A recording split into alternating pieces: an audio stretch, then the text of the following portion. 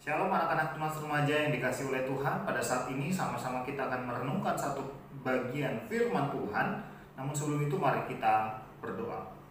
Bapa kami di surga, kami mengucap syukur buat kebaikan Tuhan dalam kehidupan kami. Saat ini Kau berikan kami kesempatan lagi untuk bisa sama-sama mendengarkan dan merenungkan kebenaran firman Tuhan. Dan lebih daripada itu kami mohon biarlah Tuhan juga menolong kami agar supaya kami bisa mengerti setiap kebenaran firman Tuhan, dan biarlah firman Tuhan ini dapat kami lakukan dalam kehidupan kami setiap hari. Terpujilah nama-Mu ya Tuhan. Inilah yang jadi doa dan ucapan syukur kami. Kami siap mendengarkan firman-Mu dalam nama Tuhan Yesus, Juru Selamat kami yang hidup. Kami berdoa dan bersyukur. Amin. Kita akan merenungkan satu kebenaran firman Tuhan yang terambil dari Amsal 15 ayat 32. Firman Tuhan berbunyi, siapa mengabaikan didikan membuang dirinya sendiri, tetapi siapa mendengarkan teguran memperoleh akal. Nah, tahukah kalian bahwa pada zaman dahulu ada sebuah pertunjukan yang namanya opera, dan ini dilakukan dalam sebuah gedung, yaitu gedung opera. Biasanya dalam opera ini berisi tentang penggabungan antara seni musik dan juga seni drama. Nah, biasanya dalam pertunjukan opera juga musik itu adalah musik orkestra. Jadi yang mengiringi seluruh rangkaian pertunjukan opera adalah orkestra. Dan dalam opera semua dialognya itu selalu dinyanyikan, bukan berbicara seperti biasa seperti kita berbicara, tetapi semuanya itu punya nada, semuanya itu dinyanyikan. Nah, untuk nonton opera itu juga nggak gampang, alias tidak gratis. Ini adalah sebuah pertunjukan yang mahal pada saat itu. Jadi setiap orang yang nonton harus punya uang tentunya. Dan kebanyakan yang nonton adalah juga orang-orang yang pencinta musik serta mereka yang kelas menengah ke atas. Ya, nah pada zaman itu ada seorang komponis atau musisi yang hebat yang bernama Jules Massenet. Dia adalah seorang yang terkenal, dan musik yang dia buat, opera yang dia buat mempengaruhi perkembangan musik di negara Prancis ya. Ini adalah negaranya. Dan di seluruh Eropa ada begitu banyak penyanyi yang terkenal, dan para penyanyi terkenal itu ingin sekali supaya mereka bisa bernyanyi di dalam opera Jules Massenet ini. Kalau zaman sekarang mungkin kita bisa kenal ada Erwin Gutawa, ada Andi Rianto dan lain sebagainya. Mereka punya orkestra yang luar biasa. Nah, suatu ketika pada zaman dahulu ada sebuah pertunjukan opera yang ditampilkan oleh Jules Massenet ini. Dan dalam pertunjukan tersebut ada seorang penyanyi tenornya yang mendapat part tersendiri untuk bernyanyi ya. Di part lain juga tentu ada penyanyi-penyanyi yang lain, ada paduan suara, ada iringan musik dan lain sebagainya. Nah, tapi suatu ketika ada seorang penyanyi tenor, yaitu seorang penyanyi laki-laki yang bersuara tinggi. Dia menyanyi tetapi nyanyian yang dia tampilkan itu fals ya, atau apa? Enggak sesuai dengan nadanya atau tidak enak didengar ya. Nah, parahnya lagi bukan cuma itu. Dia juga tidak tahu, tidak menyadari kalau dirinya telah berbuat kesalahan, dirinya telah salah dalam menyanyi, dan itu adalah sebuah hal yang sangat fatal, apalagi dalam pertunjukan opera Jules Massenet yang adalah seorang yang terkenal pada saat itu. Nah, setelah pertunjukan selesai biasanya orang kumpul di belakang panggung atau di ruang tersendiri yang sudah disiapkan untuk para penampil dalam opera tersebut. Dan sang penyanyi tadi menunggu pujian atau menunggu sapaan dari sang komponis besar ini ya, tetapi dia tidak mendapatkan sebuah ucapan selamat atau pujian dari sang maestro ya, sang musisi ini maksudnya ya. Nah, karena tidak mendapat pujian atau tidak mendapat sapaan dari sang maestro dan musisi komponis ini, akhirnya dia mendatangi dan berkata kepadanya. Dia berkata kepada Jules Massenet ini, dia bilang, "Tuan, saya berharap Anda bisa menikmati pertunjukan tadi." Ya. Kemudian apa dijawab? Dan Jules Massenet mengatakan, ya, saya senang dengan pertunjukan itu. Tapi nada bicaranya itu datar, ya. Nah, kemudian Jules Massenet melanjutkan, dia berkata, bagaimana mungkin kamu itu bisa bernyanyi dengan begitu seram, ya? Kamu diiringi oleh orkestra yang nadanya setengah nada lebih tinggi daripada nadamu. Jadi kalau mengiring musik, ya, orang musik mengiringi penyanyi, kalau dibilang nadanya pemusik lebih tinggi daripada nadanya penyanyi, berarti penyanyinya false. Ya, jadi Jules Massenet ini menyampaikan kepada penyanyi tersebut kalau dia sebenarnya false, tapi dia memakai kata-kata yang jauh lebih halus daripada itu. Nah, tapi sayangnya apa? Dia tidak pernah menyadari, ya, penyanyi tadi tidak pernah menyadari bahwa sepanjang pertunjukan itu dia bernyanyi dengan false. Nah, tahukah kalian bahwa sebenarnya dalam kehidupan kita juga kita kadang-kadang false, ya, kita kadang-kadang false. False apa? Kita kadang-kadang berbuat satu kesalahan, tetapi kita tidak menyadari kalau kita itu buat kesalahan. Nah, sekarang Mr. Orel ajak kalian, anak-anak penulis remaja, coba ingat, kapan terakhir kali kalian ditegur oleh guru kalian akibat kesalahan kalian? Coba kalian ingat, ya. Atau kapan terakhir kali kalian juga ditegur oleh orang tua kalian karena kalian berbuat sebuah kesalahan?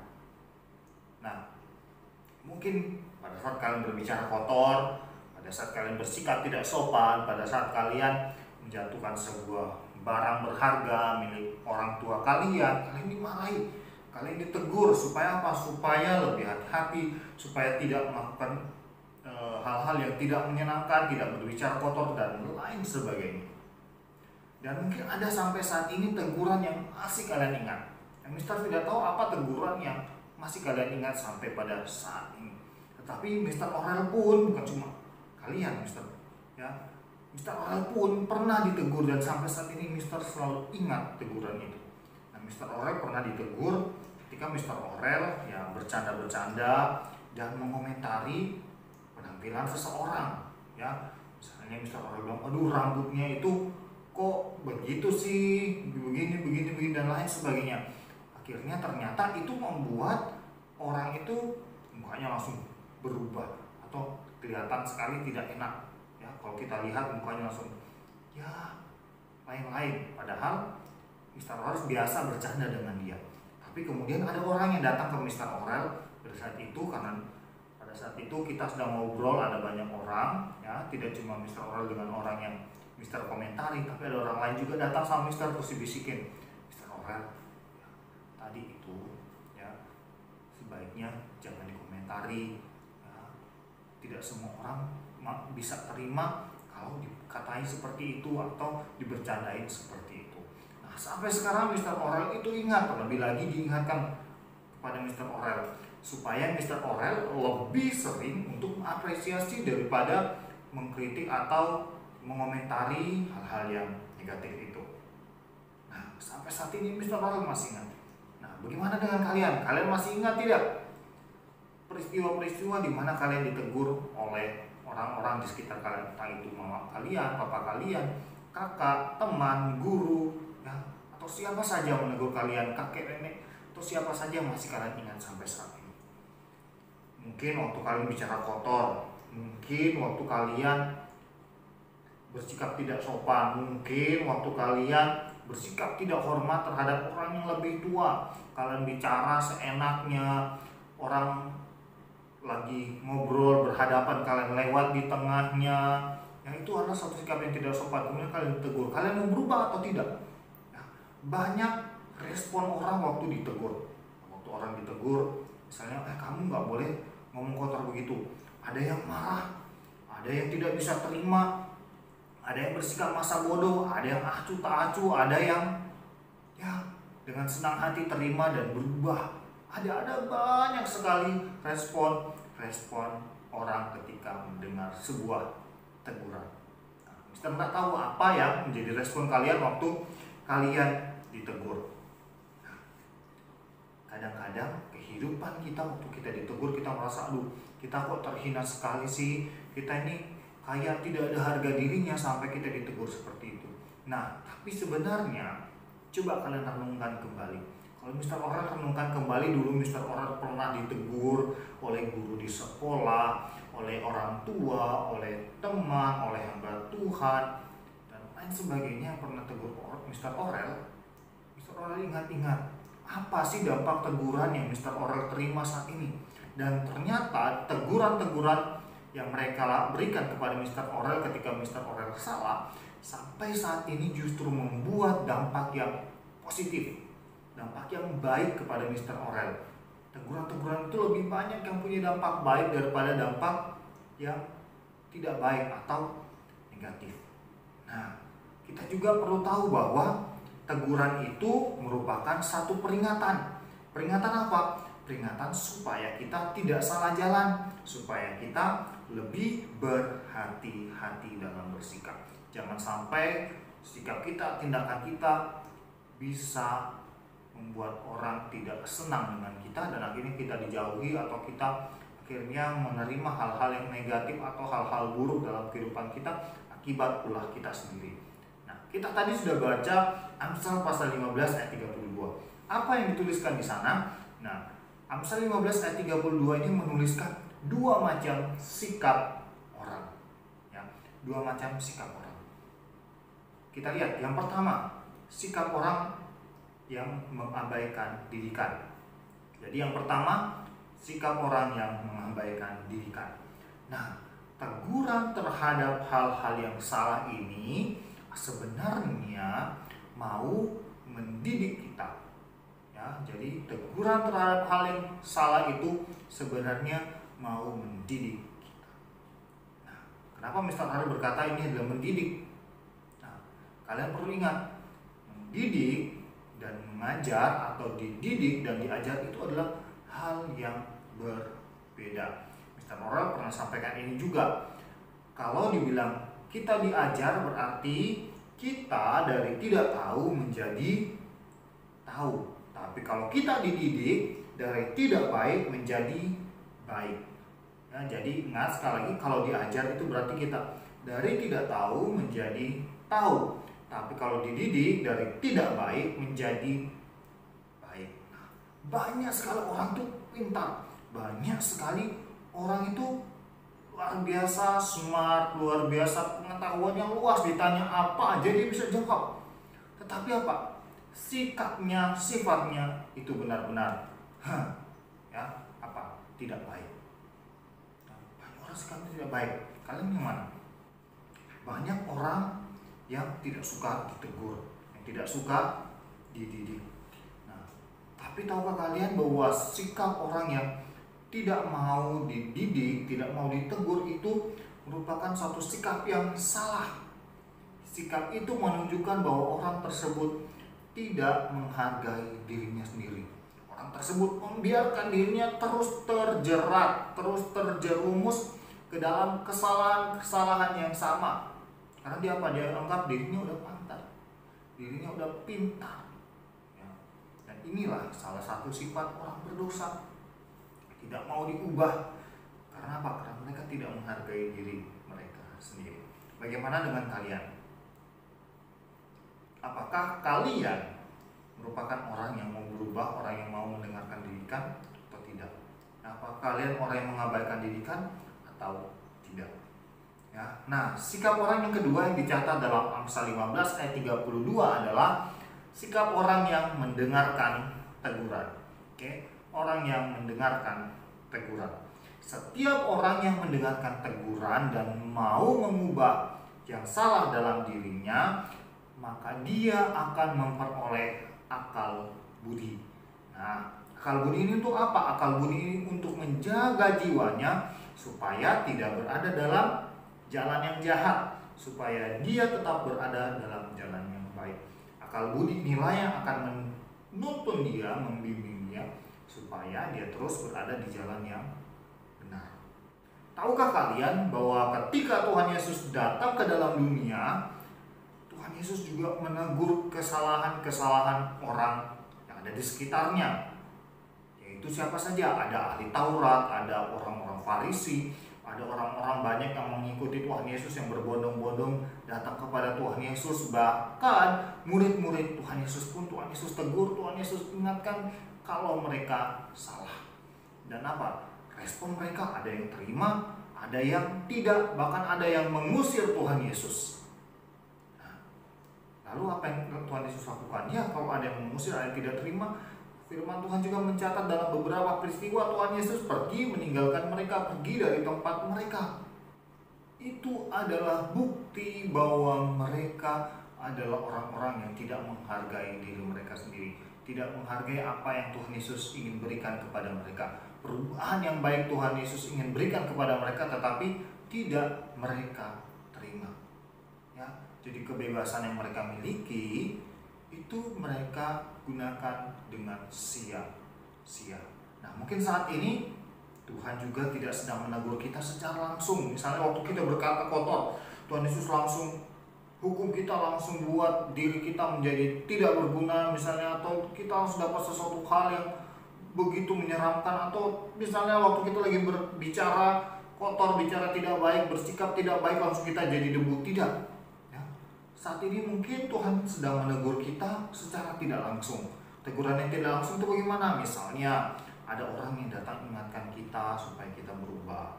Atau mungkin melalui peristiwa-peristiwa, mungkin kita pernah sakit, kita diingatkan supaya kita datang kepada Tuhan, supaya kita berdoa kepada Tuhan.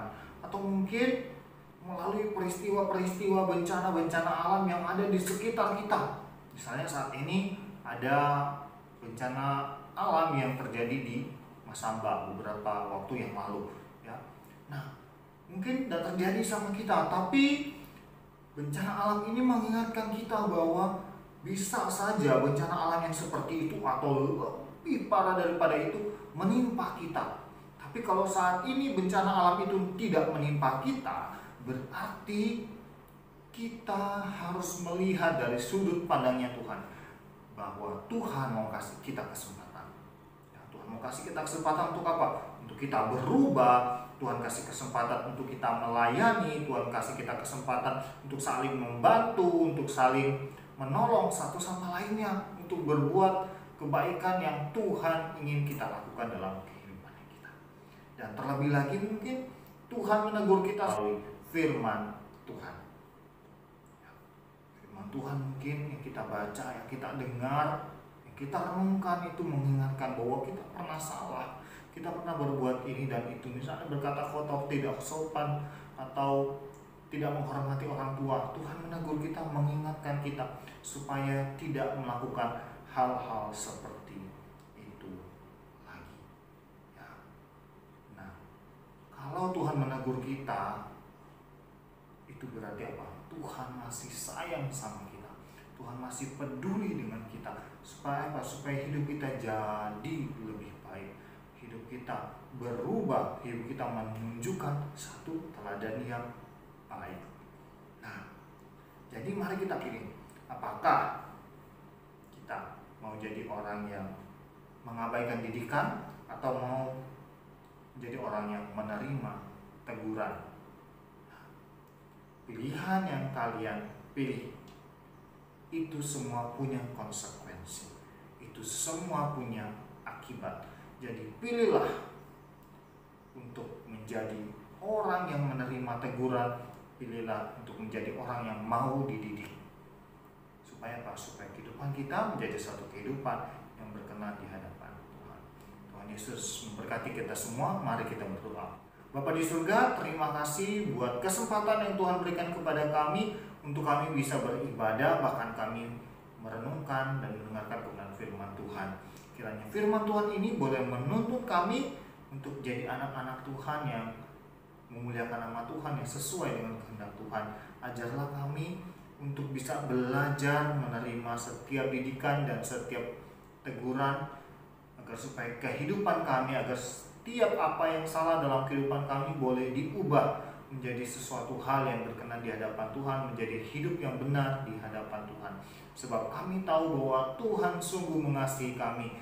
Melalui teguran, melalui didikan itu adalah bukti dan tanda bahwa Tuhan mengasihi setiap kami. Terpujilah nama-Mu Tuhan, berkati setiap kami yang beribadah, yang mengikuti ibadah online ini. Dalam nama Tuhan Yesus kami sudah berdoa dan bersyukur.